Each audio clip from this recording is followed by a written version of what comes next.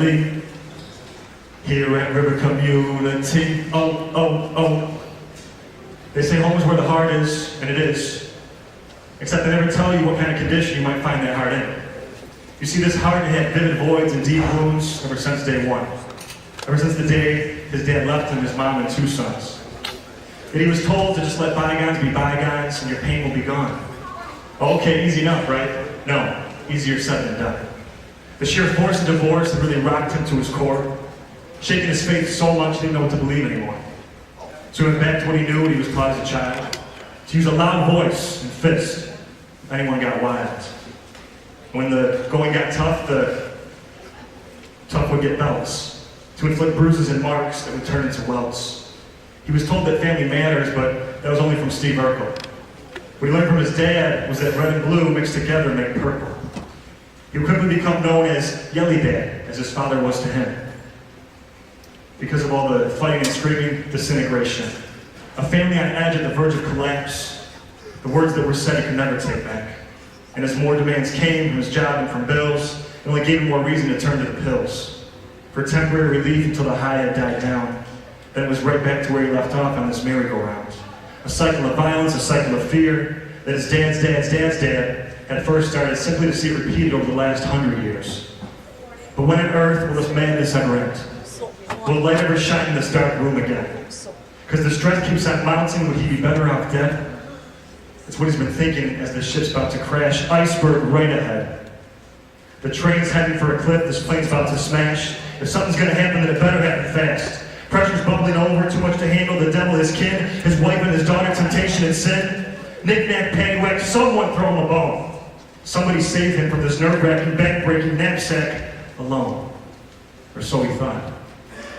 It turns out he was broken until Christ broke in, just as we all are. We may never feel that anything we say or do can ever repair the damage done, but at least it's a start. Some minds are like concrete, thoroughly mixed up and permanently set. It's only when you go inside to coincide with love that these synaptic nerve endings can be reset. The ones passed down from generations of abuse, we fall victim to become set in our ways.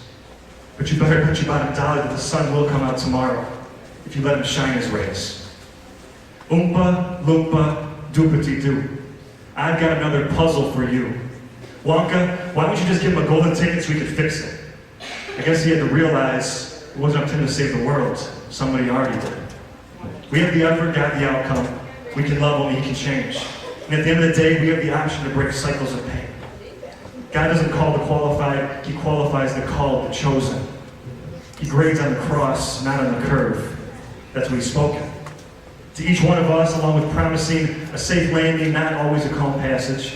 So place any worries you may have into your great Father's hands, massive. That's the message, to not take life so seriously. Shoot, eat some snickerdoodles with Polish poodles. And while you're building up your buttercup, not letting her down, make sure to nibble on some Pillsbury toaster strudel. Because we all know stress, spelled backwards, is desserts. But all jokes aside, never desert the one true man that you serve, whose structure for family is timeless and is now pounding on your heart, saying, let me in now, let me in now, pretty, pretty, pretty, please let me in now. Purely pulsating, do it. Let him in. Even without a cherry on top, let him remove the interference, because once that's gone, God can do the healing. You've done your best, now rest. And when you get to your wit's end, you'll find that God lives there. And that when you harbor hate, you become a slave to it. It's unfair. So release the resentment as he or she who angers you controls you. Yet the will of God never takes you to where the grace of God will not protect you. Therefore, remain in that state of grace, and if you like, the state of Michigan. So you see, the task ahead of us is never as immense as the power with it. Fathers, be good to your daughters. Daughters will love like you do. And knowing that should scare the heaven out of you. As seeds can produce flowers or weeds, the choice is up to you. So plant the right ones and watch the miracle grow. It's a play on words, I know, but the only way one should sow. Not trusting any more of the lies that mainstream told you about what a father should be or how to act once you say, I do. Because you met the real McCoy, the real deal, beyond surreal. And when life got too hard to stand,